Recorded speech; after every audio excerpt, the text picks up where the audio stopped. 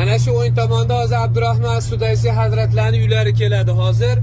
Ya'ni juda ham bir hashamatli, bir qasrga o'xshagan go'zal uy. Buni nima uchun bundayligini aytamiz. Mana bu uyni ko'rdilaringlar.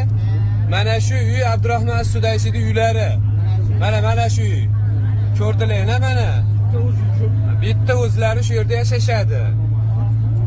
Mana ko'ryapsizlar, juda ham go'zal, hashamatli qasrdan iborat bo'lgan uy. Xo'p, endi savol tug'iladi, nima uchun bunaqa qasr, nima uchun bunaqa hashamatli? Bu ilmning sharofatidan. Ilm o'zini egasini nima qiladi? Ikki dunyoda baxtli qiladi-da.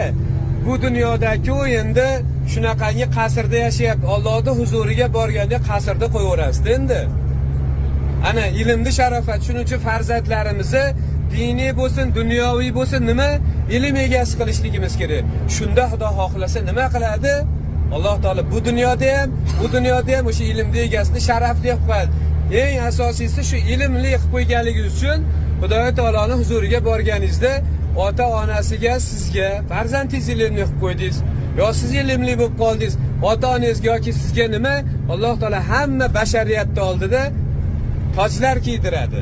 Mana shunaqangi tojlar kiyishlikni Alloh hammamizga nasib qilsin. Zurriyotlarimizda olimlar chiqsin. Butun dunyoga mashhur bo'ladigan olimlar chiqsin.